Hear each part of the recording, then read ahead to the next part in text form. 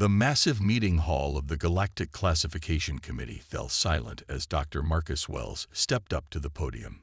His weathered face showed the strain of 3 years of research, but his eyes burned with the intensity of someone who had discovered something both wonderful and terrible. The committee members sat in their environmental chambers, each adapted to their specific biological needs. Some floated in liquid, others basked in special gases, and a few were just shifting masses of energy contained in transparent fields.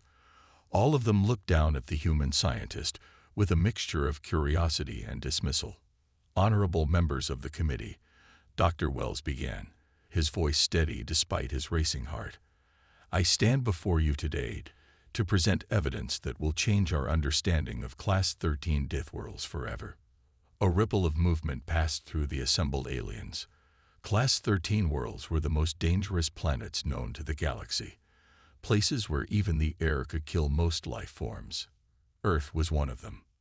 The committee head, a tall being with silvery skin that reflected light like a mirror, leaned forward.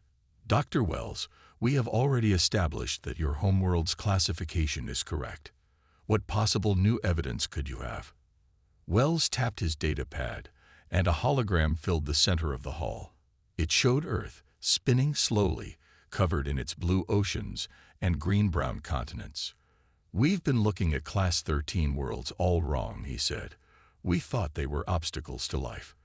But they're not obstacles. They're accelerators." He switched the display to show a series of graphs and biological readings. "Look at how Earth life responds to challenges. When we face high radiation, our cells develop new protection mechanisms within days. When we encounter new toxins, our bodies adapt to process them. Even our bones get stronger in high-gravity environments." "This is known information," interrupted one of the energy beings, its voice translated through the chamber speakers. "It's why your species is considered dangerous." Wells smiled. "But here's what you don't know. These adaptations, they're getting faster. And they're not just physical anymore." He pulled up new data, showing brain scan comparisons. "Our neural plasticity is increasing. Humans are learning and adapting faster than ever before. And it's not just us. Every native Earth species is showing similar acceleration." The committee members began talking among themselves, their voices a mixture of clicks, whistles, and electronic pulses. The head raised a hand for silence. "Dr. Wells, what exactly are you suggesting?" "I'm suggesting that Class 13 worlds don't just allow life to exist. They actively shape it. Earth isn't just a death world. It's a forge for creating species that can survive anything." He paused, letting his words sink in. "And based on my research, there's evidence that this was done on purpose." The chamber erupted in chaos. Several members began shouting denials, while others demanded more information. The head's silvery skin rippled with concern. Wells continued, raising his voice above the noise. "Think about it. Why do all Class 13 worlds share similar patterns? Why do they all produce species with unprecedented adaptive abilities? This isn't random evolution. It's design. This is preposterous. The energy being flared brightly. You're suggesting that someone engineered these death planets." "Not someone," Wells replied quietly. "Something. Something that knew the galaxy would need species that could adapt to anything. Something that knew regular evolution wouldn't be enough." The head stood up, its silver skin now pulsing with angry red patterns. "Dr. Wells, these are dangerous theories. They challenge the foundation of our understanding of planetary development and species evolution." Wells looked around the chamber, meeting the eyes, sensors, and energy patterns of each committee member. "They should challenge us. Because if I'm right, Earth and other Class 13 worlds aren't accidents. They're preparation for something. And whatever that something is, it was important enough for someone to create entire planets as training grounds." The silence that followed was deafening. Finally, the head spoke, its voice carrying a note of barely controlled fear. "This meeting is adjourned. Dr. Wells, you will submit all your research for review. Until then, you are not to share these theories with anyone." As Wells gathered his materials, he couldn't help but smile. They could try to silence him, but the truth was already out there, written in the very DNA of every Class 13 species. Something was coming, and only the inhabitants of Deathworlds would be ready for it. 3 days after his presentation to the committee, Dr. Wells sat in his cramped office at the Galactic Science Center, surrounded by holographic displays of data. His eyes were red from lack of sleep, but he couldn't stop now. Not when he was so close to understanding the truth. A soft chiming sound announced a visitor. The door slid open to reveal a crystalline being that sparkled under the office lights. Standing about 6 feet tall, its transparent body contained swirling patterns of blue energy.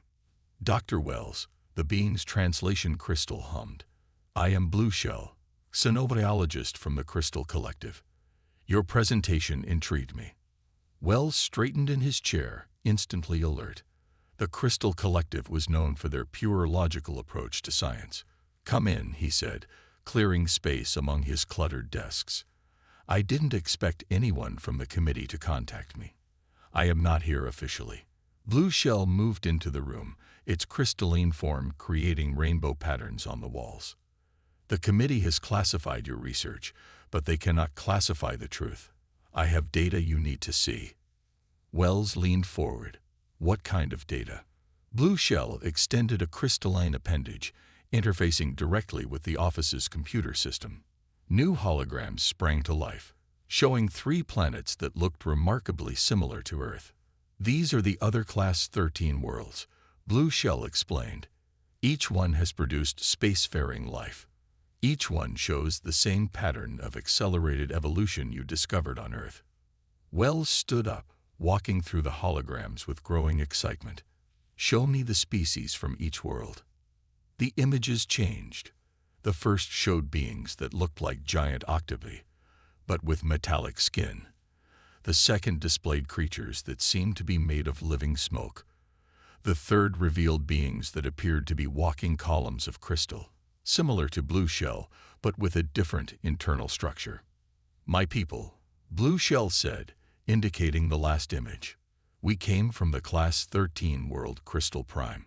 Like humans, we evolved in conditions that should have been impossible." Wells's mind raced with the implications. "Your people too. But that means—" "Yes." Blue Shell's crystal body pulsed with blue light.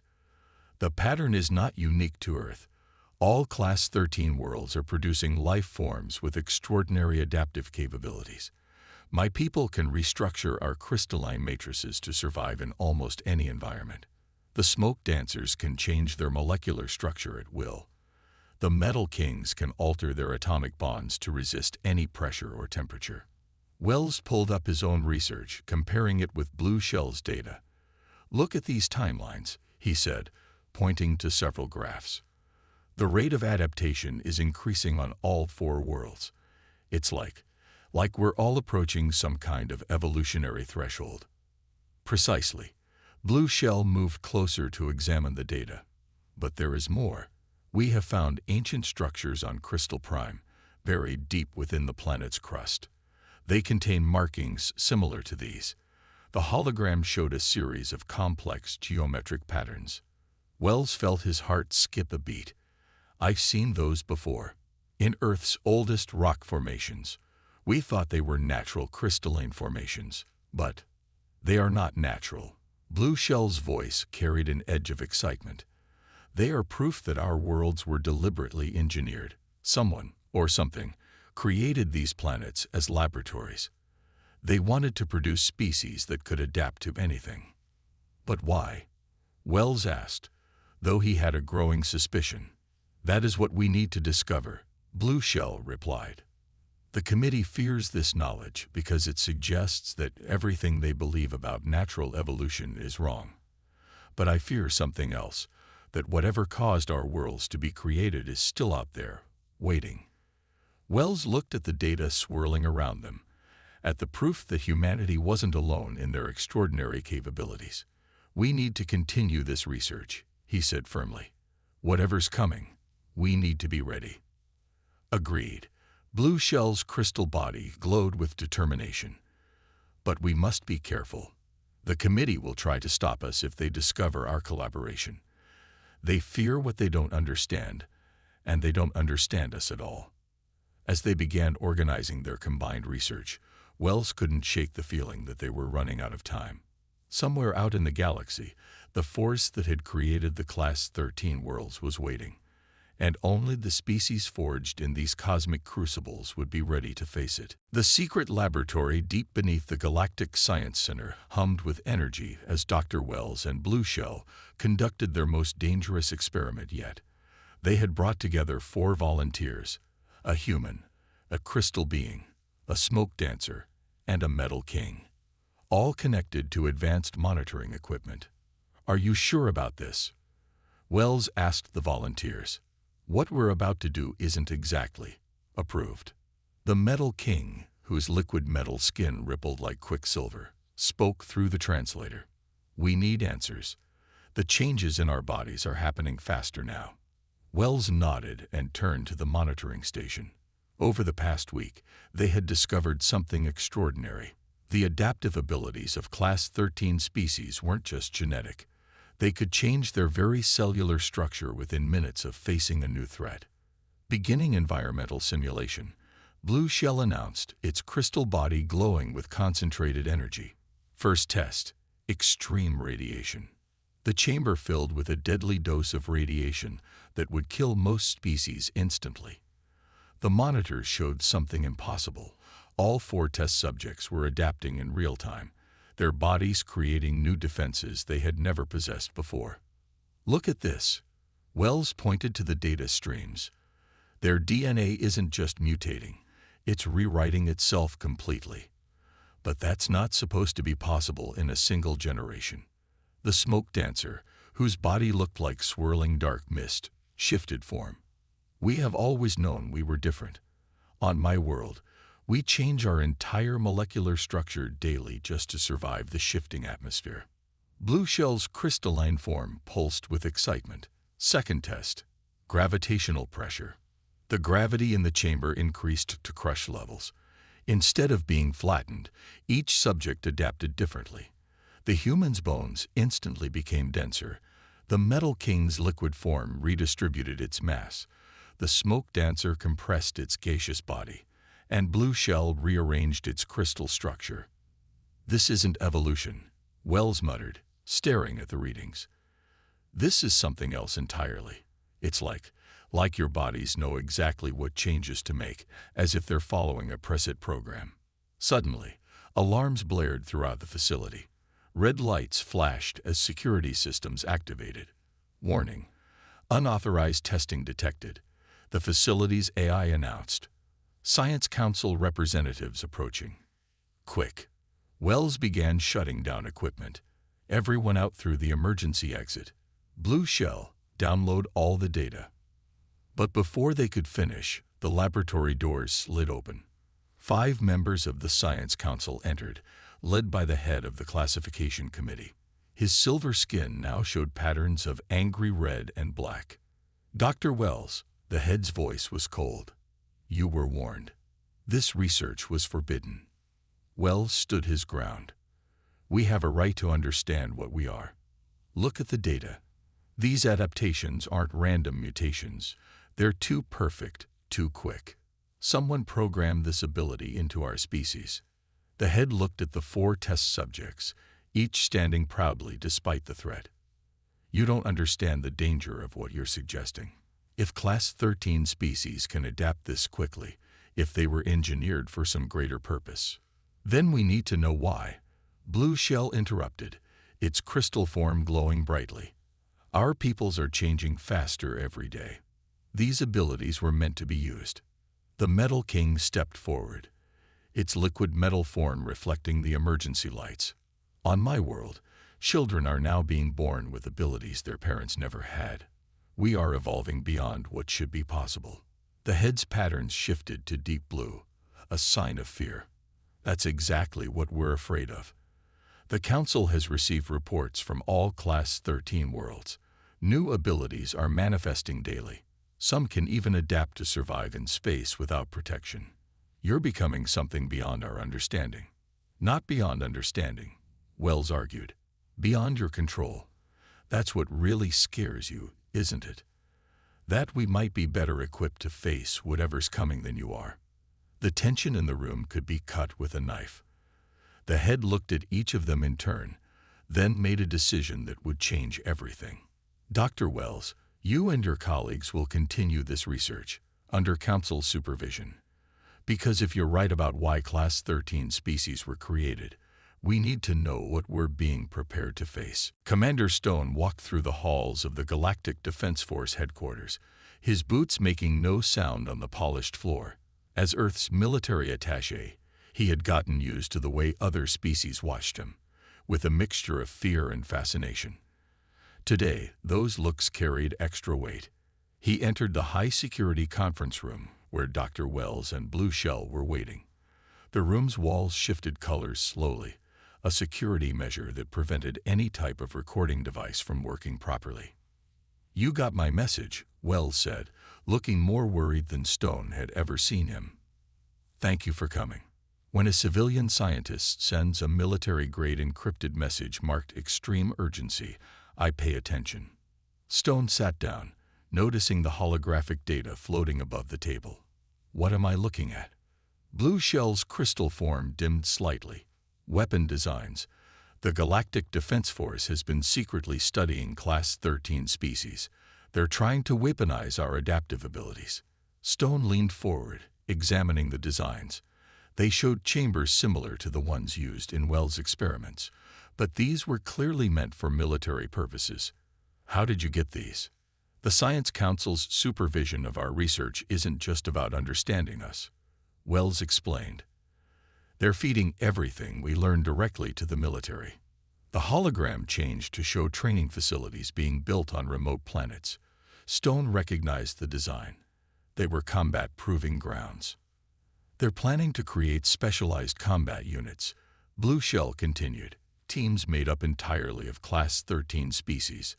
They believe our adaptive abilities make us the perfect soldiers. Imagine.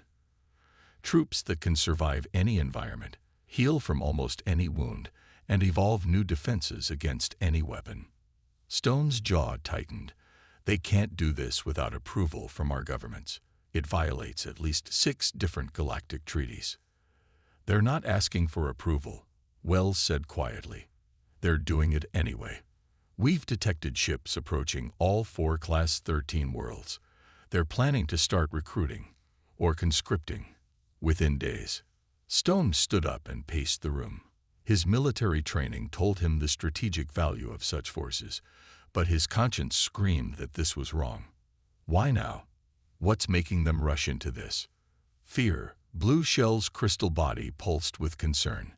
Our latest research shows that Class 13 species are approaching some kind of evolutionary tipping point. New abilities are emerging faster than ever. Some children can now communicate telepathically. Others can manipulate energy directly. The military wants to harness these abilities before they fully develop. But they don't understand what they're dealing with.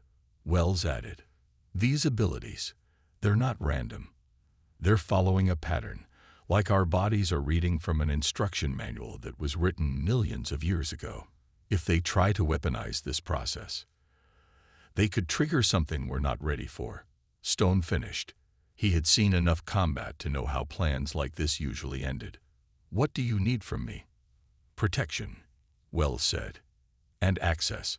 We need to warn our worlds, but we also need to continue our research. Something created our species to be this way, and I think the military's interference might activate processes that were meant to stay dormant until the right time. Stone looked at the weapon designs again. As a military officer, he should report this to his superiors. As a human from a Class 13 world, he knew he had to protect his people and the other Class 13 species from being turned into weapons. All right, he said finally. I'll help, but we do this my way. No more unauthorized experiments. No more secret meetings. We need to be smart about this. Blue Shell's crystal form brightened. Time is short. The military will not wait, and the changes in our people are accelerating. Then we better work fast. Stone said, his military training already forming plans. Because if the Galactic Defense Force thinks they can turn us into their private army, they're about to learn why Class 13 species are truly dangerous. We don't just adapt to survive, we adapt to win. Deep beneath Earth's surface, in an abandoned mining tunnel that had been converted into a makeshift research site, Dr. Wells studied the wall of symbols before him. Blue Shell stood nearby, crystal body glowing softly to provide light, while Commander Stone kept watch at the entrance. These markings, Wells said, running his hand over the geometric patterns carved into the rock, they're identical to the ones found on Crystal Prime. They're not random, they're a language. Blue Shell moved closer, its crystalline structure resonating with the ancient patterns. Look at the dating results from the rock samples. These markings are over 50 million years old. Stone walked over, his military training making him constantly aware of their surroundings. So someone was here long before humans evolved. But why leave these messages buried so deep? Because they weren't messages, Wells said excitedly. They're instructions, part of a program written into the planet itself. He pulled out a device that projected a 3D map of Earth's core. We found similar patterns at every major tectonic boundary. The ancient builders, the shapers, they didn't just make Earth harsh. They made it into a machine. Blue Shell's form pulsed with blue light. The same is true of Crystal Prime. The patterns form a network, like a giant computer built into the planet's crust. It's been running a program for millions of years, guiding evolution itself. Stone frowned. You're saying these shapers turned entire planets into computers. For what purpose? Before anyone could answer, Wells' scanning device began beeping rapidly. New data scrolled across its screen, causing his eyes to widen. The patterns, they're active. They're responding to our presence.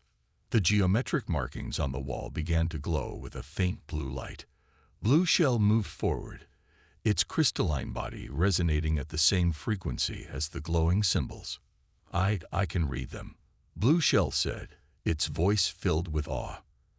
The patterns match the basic structure of my crystalline matrix. These aren't just instructions, they're memories. Images suddenly projected from the glowing wall, filling the cave with holographic scenes from ancient times. They watched in amazement as the story of the shapers unfolded before them. They were the first advanced species in our galaxy. Blue Shell translated, its crystal body pulsing in sync with the ancient projections. They had mastered the art of planetary engineering, but they saw something coming, a threat so great it would destroy everything. The images showed massive dark shapes moving between stars, consuming entire solar systems. Wells felt a chill run down his spine as he watched. The shapers knew they couldn't fight this threat directly. Blue Shell continued. So they created the Class 13 worlds as evolutionary forges. Each world was designed to produce species that could adapt to anything. But they didn't just want survivors, they wanted warriors. Stone stepped closer to the wall. That's why the military's interest is triggering new abilities. The shapers built in responses to combat training. Yes, Wells said, checking his readings. But it's more than that. Look at these genetic sequences. The shapers didn't just guide our evolution. They built in capabilities that would only activate when we reached a certain level of development. Everything we're seeing now, the telepathy, the energy manipulation, the rapid adaptation, it's all part of their plan. The projections suddenly shifted, showing star maps and trajectories. Blue Shell's crystal form dimmed slightly. No, this can't be right. According to these calculations. What is it? Stone demanded. The threat the shapers foresaw. Blue Shell's voice was barely a whisper. It's not just coming. It's almost here. We're not activating ahead of schedule. We're barely awakening in time. Wells looked at the star maps, his face pale. How long? Months, maybe weeks. Blue Shell's translation crystal trembled. The shapers built us to be the galaxy's last line of defense, and now we know why they made us so powerful. Because what's coming? It's worse than anything we imagined. Stone's military mind was already racing with possibilities. Then we need to move fast. The Galactic Defense Force, the Science Council, they need to know the truth. Class 13 species aren't a threat to the galaxy. We're its only hope for survival. The emergency meeting of the Galactic Council was chaos. Representatives from 100 species shouted and argued as Dr. Wells, Commander Stone, and Blue Shell stood at the center of the massive chamber. The evidence they had presented, the Shaper's message, the approaching threat, and the true purpose of Class 13 worlds had thrown the galaxy's political structure into turmoil. "This is madness," shouted the representative from the Energy Collective, their form crackling with agitation. "We cannot trust the Class 13 species with such power. They must be contained." Contained. Commander Stone stepped forward, his voice cutting through the noise. "While you debate, more of our people are awakening.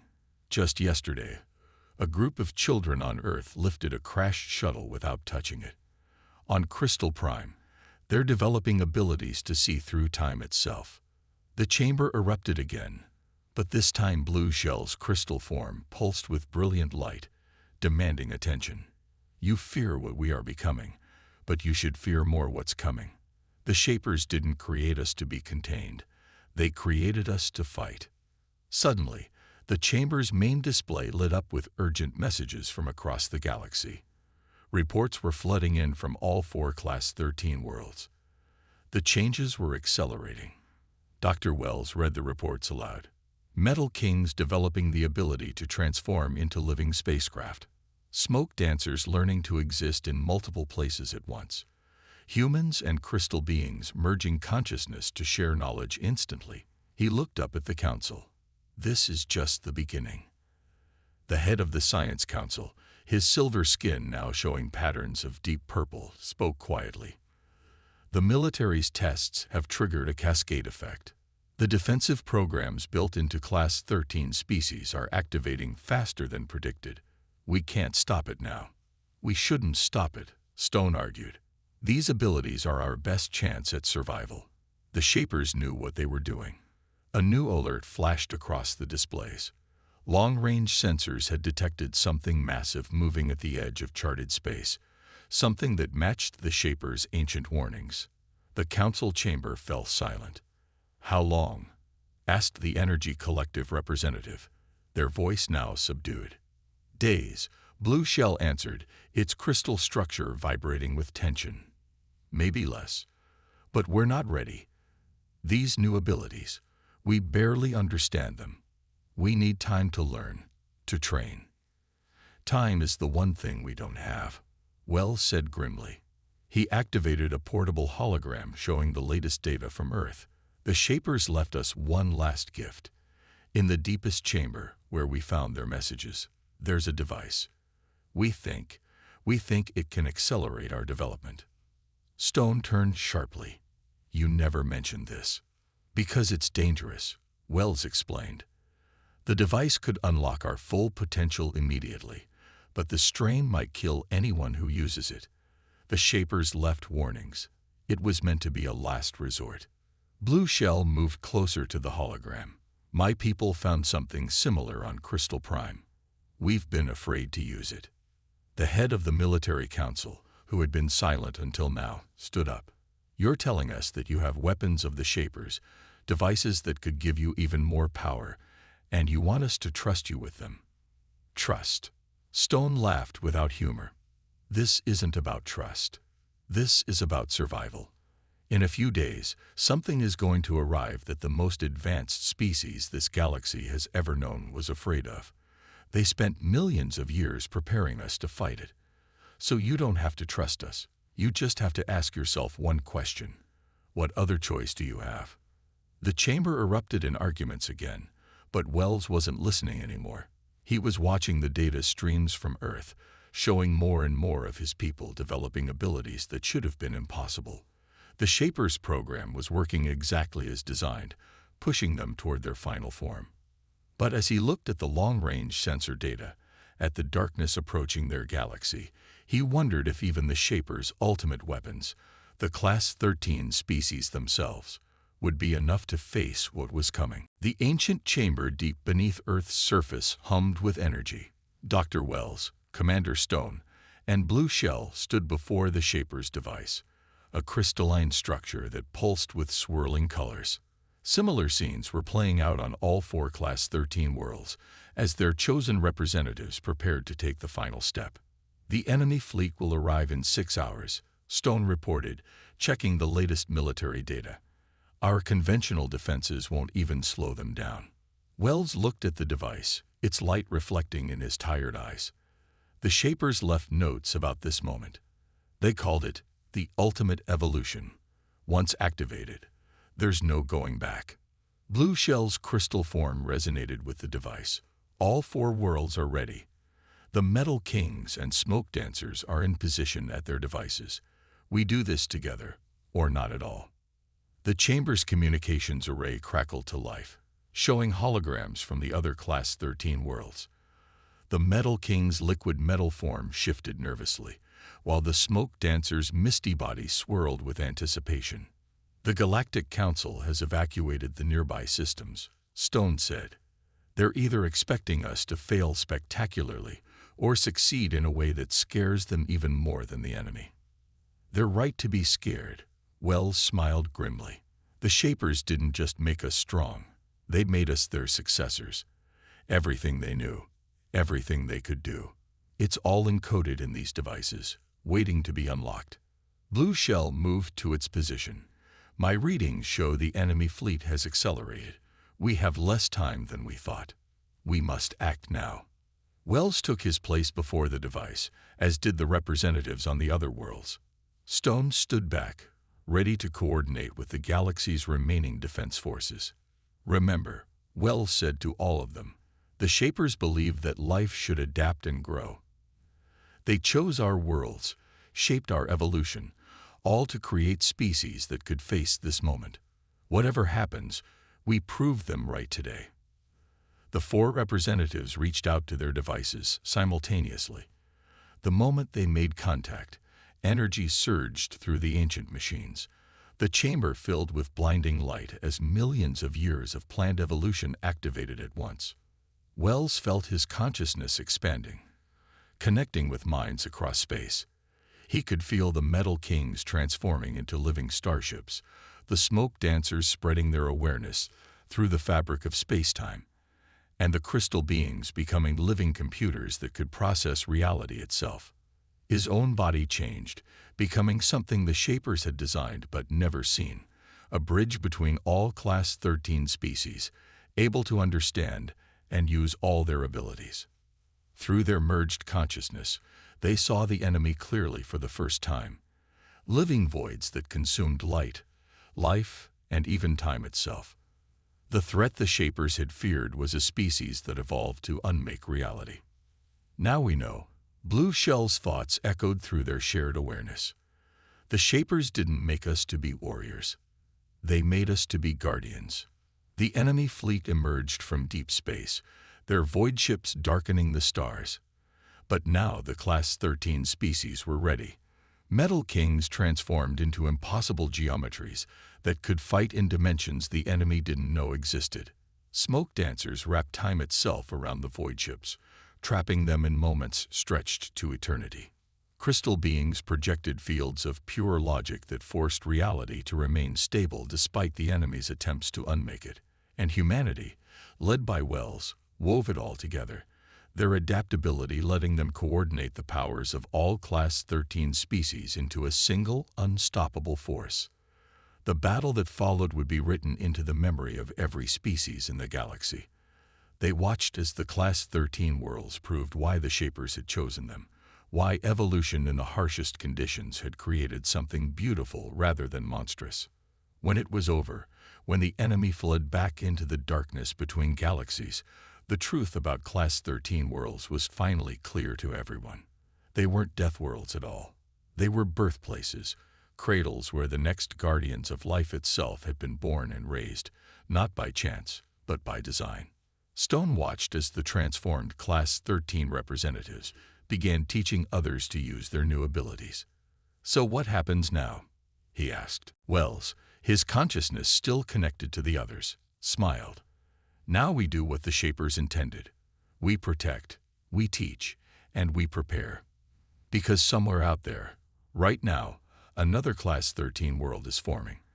Another species is taking its first steps toward joining us.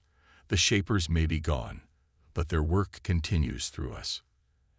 And that, Blue Shell added, its crystal form now shimmering with impossible colors, is the truth that terrified everyone all along. We weren't meant to be contained by evolution. We were meant to guide it.